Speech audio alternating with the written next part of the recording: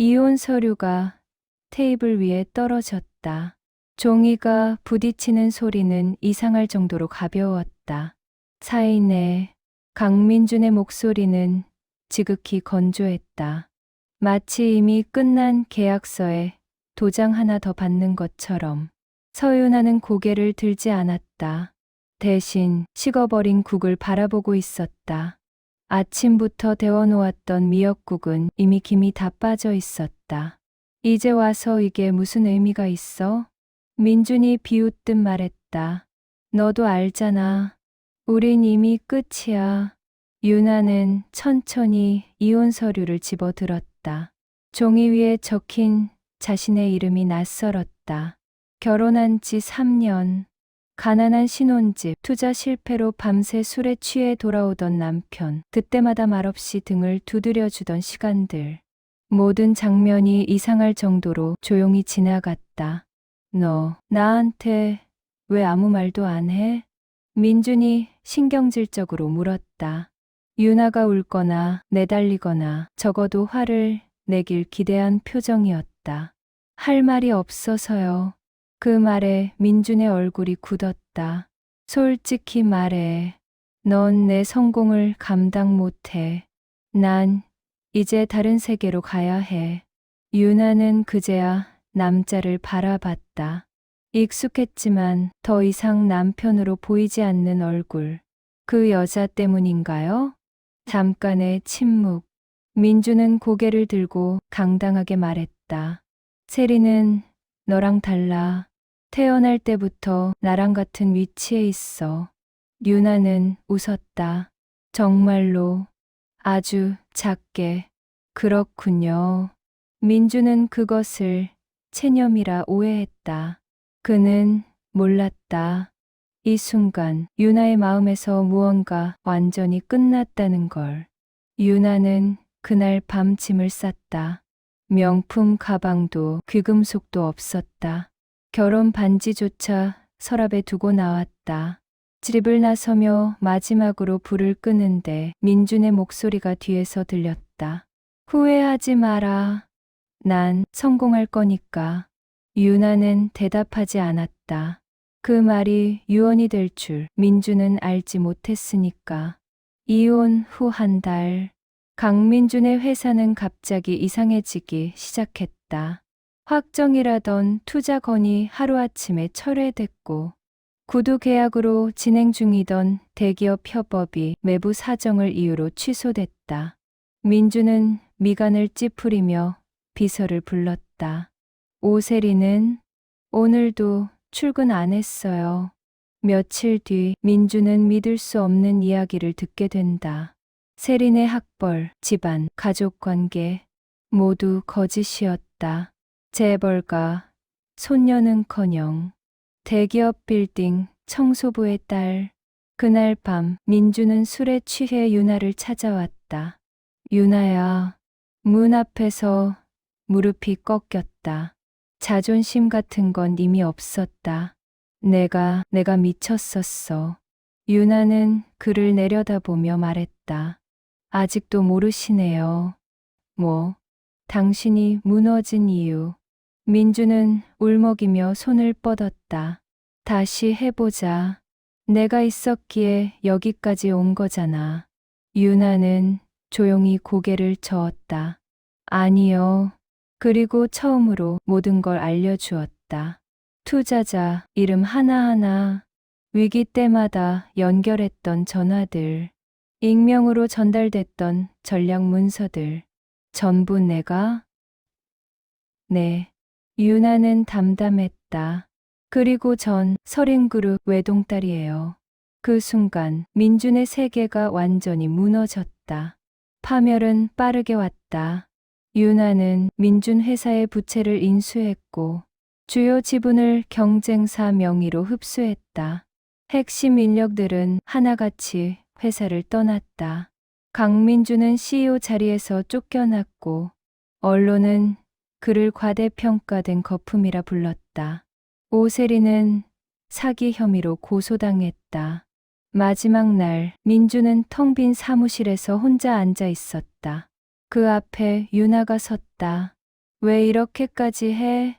유나는 가방을 들고 돌아서며 말했다. 당신은 사랑을 버렸고 전 당신의 인생을 정리했을 뿐이에요. 문이 닫혔다. 그 뒤로 강민준의 이름은 어떤 성공 기사에서도 다시 등장하지 않았다. 서린그룹 본사. 유나는 이사회 테이블 맨 끝이 아닌 중앙에 앉아 있었다. 이제 시작하겠습니다. 그녀의 목소리는 흔들림이 없었다. 사랑은 끝났지만 존엄은 되찾았다. 그리고 그녀의 복수는 완벽하게 끝났다. 강민주는 새벽 4시에 눈을 떴다. 정확히 말하면 잠든 적이 없었다. 원룸 천장은 낮았고 벽지는 군데군데 들떠 있었다. 한때 수십억 규모의 계약서를 검토하던 손으로 그는 이제 컵라면 뚜껑을 겨우 붙잡고 있었다. 내가 여기까지 왔다고? 휴대폰을 켰다. 배터리는 12%. 알림은 없었다. 전화번호부를 넘겼다. 한때 대표님이라 부르던 사람들.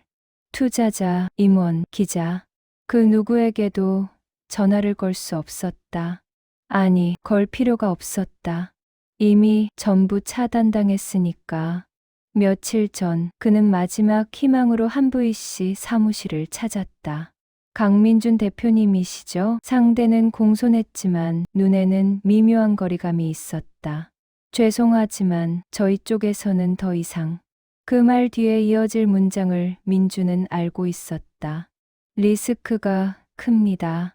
이미 시장 평판이 서린그룹 쪽에서 그 이름이 나오는 순간 대화는 끝이었다.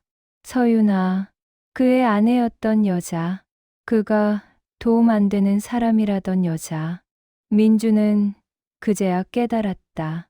자신은 한 번도 혼자 선 적이 없었다는 걸. 인터넷을 켜면 그의 이름은 아직 남아 있었다. 하지만 전부 과거형이었다. 한때 유망주였던 강민준. 운과 인맥으로 성장한 CEO의 실체. 실력 논란 끝 파산. 댓글은 잔인했다. 아내 덕 본 거였네. 배은망덕의 표본. 재벌딸 버리고 청소부 딸 택한 남자 크크. 민주는 화면을 끄고 바닥에 주저앉았다. 웃음이 나왔다. 처음엔 작게, 점점 크게. 아, 씨발. 그 웃음은 곧 울음으로 바뀌었다. 그는 유나를 떠올렸다. 늘 말수가 적었고, 자신이 화를 내도 반박하지 않았고, 밤새 사업 이야기만 해도 지루한 기색 하나 없던 여자. 그 침착함이 사랑이 아니라 능력이었다는 걸 이제야 알았다. 그는 처음으로 스스로에게 물었다. 내가 잘난 게 뭐였지?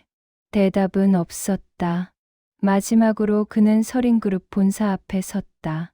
들어갈 생각은 없었다. 그럴 자격도 없다는 걸 알았다. 유리 외벽에 비친 자신의 모습은 초라했다. 구겨진 셔츠, 면도 안 한 얼굴. 그때 로비에서 사람들이 쏟아져 나왔다. 그 중심에 서윤아가 있었다. 깔끔한 수트, 흔들림 없는 걸음. 주변 사람들이 고개를 숙였다. 서 부사장님. 그 호칭이 민준의 심장을 찍어 눌렀다. 유나는 그를 보지 못했다. 아니, 봤지만 인식하지 않았다. 마치 길가의 표지판처럼 그 순간 민주는 확실히 깨달았다. 자신은 더 이상 그녀의 인생에 등장인물조차 아니라는 걸. 며칠 뒤 민주는 일용직 면접을 보러 갔다.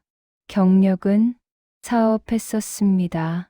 면접관은 웃음을 참지 않았다. 여긴 그런 거 필요 없어요. 불합격이었다. 집으로 돌아오는 길, 편의점 앞에서 술을 마시던 사람들이 그를 알아봤다. 야, 저 사람 그 CEO 아니냐? 와, 인생 조졌네. 민주는 고개를 숙였다. 반박하지 않았다. 할 말이 없었으니까. 그날 밤 그는 처음으로 유나에게 메시지를 썼다. 미안하다. 진짜로. 읽음 표시도 뜨지 않았다.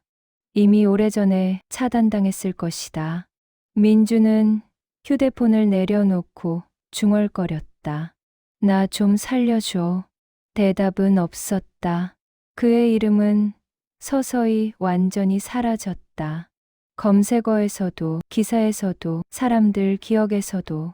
그는 살아 있었지만 사회적으로는 이미 죽은 사람이었다. 그리고 그 모든 파멸의 시작은 단 하나였다. 사랑을 얕잡아 본 데가. 강민주는 끝까지 깨닫지 못했다. 그가 버린 건 아내가 아니라 자신의 인생 전부였다는 걸. 서린그룹 이사회실은 조용했다. 정숙을 강요하지 않아도 자연히 생기는 침묵. 서윤아는 회의 테이블 중앙에 앉아 있었다. 불과 몇 달 전까지만 해도 회장 딸이라는 타이틀을 숨기고 살던 여자였다. 그럼 신임 부사장님의 첫 안건 설명을 듣겠습니다. 유나는 고개를 끄덕이며 태블릿을 켰다. 강민준 전 대표가 설립했던 에스테크의 자녀 자산 인수 건입니다. 이사회 안쪽에서 미세한 술렁임이 일었다. 유나는 시선을 피하지 않았다. 감정가는 이미 바닥입니다. 기술만 취하고 브랜드와 인력은 전부 해체합니다. 여론은 괜찮겠습니까? 유나는 짧게 웃었다. 여론은 강자 편입니다. 항상 그래왔고요. 회의실에 더 이상 반론은 나오지 않았다. 그 순간 서윤아는 확실히 느꼈다. 자신은 돌아왔고 이 자리는 원래부터 자신의 것이었다. 회의가 끝난 뒤 서정훈 회장이 딸을 불러 세웠다. 힘들지 않겠나? 유나는 고개를 저었다. 아뇨. 전 이미 한번 맨바닥까지 내려갔다 왔어요. 서정훈은 잠시 딸을 바라보다 말했다. 그래도 인간적으로는. 유나는 단호했다. 동정은 사업에 필요 없습니다.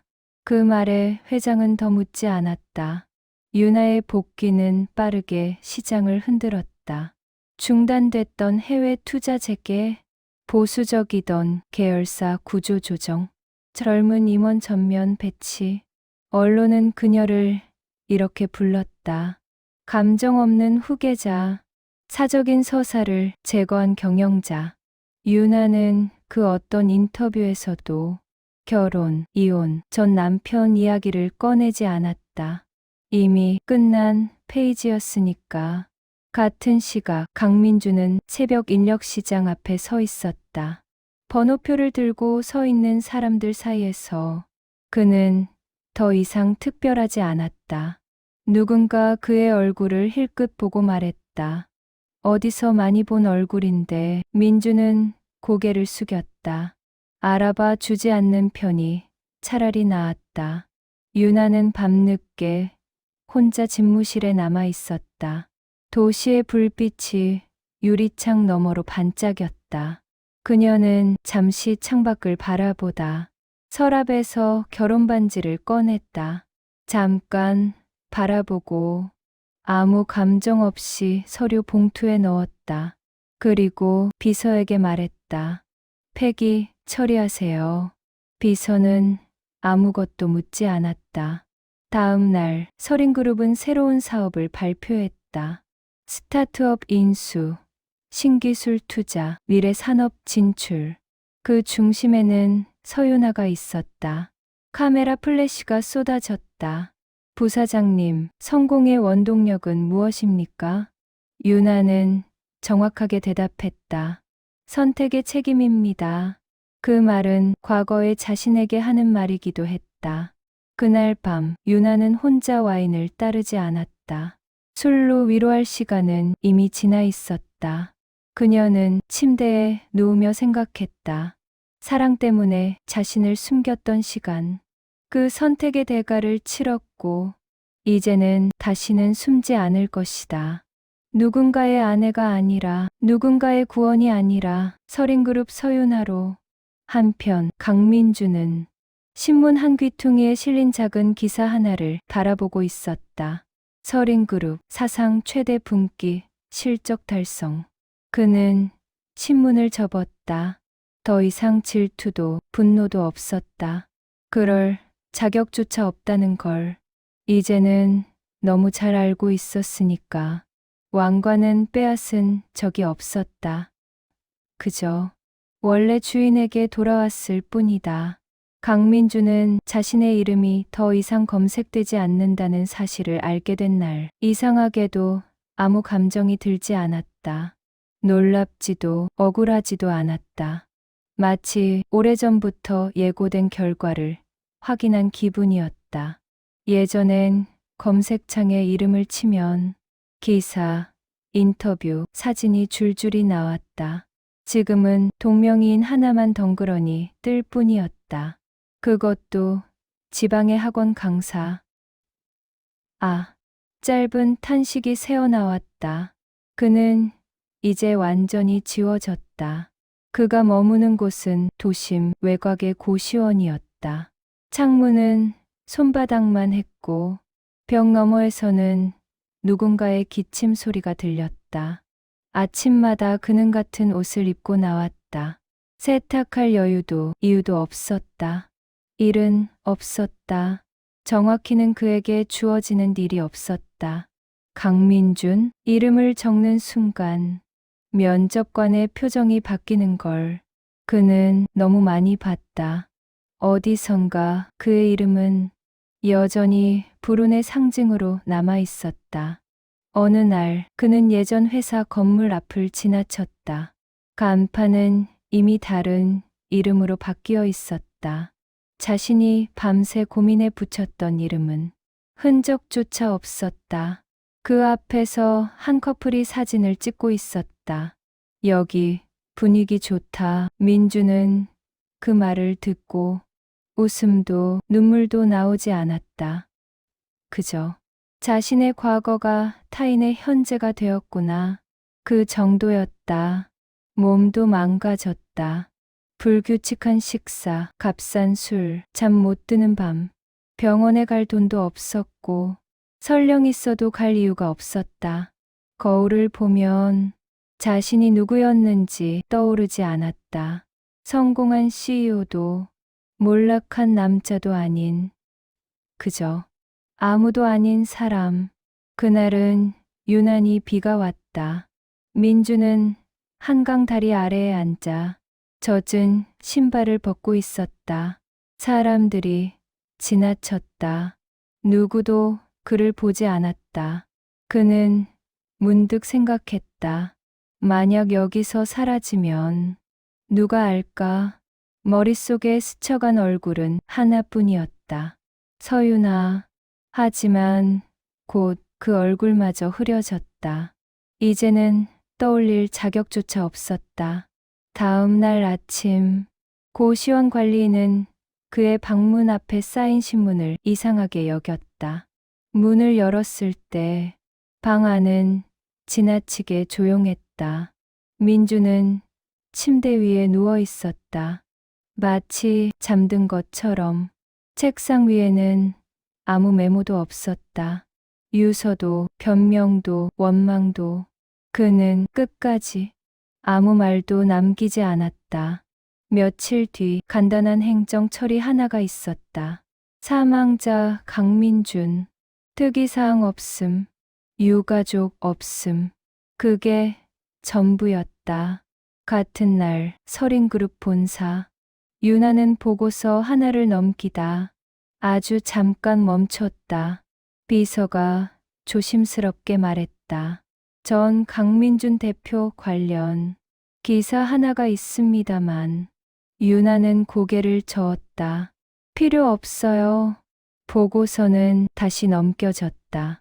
그의 끝은 그녀의 인생에 어떠한 파문도 남기지 못했다. 강민주는 죽었다.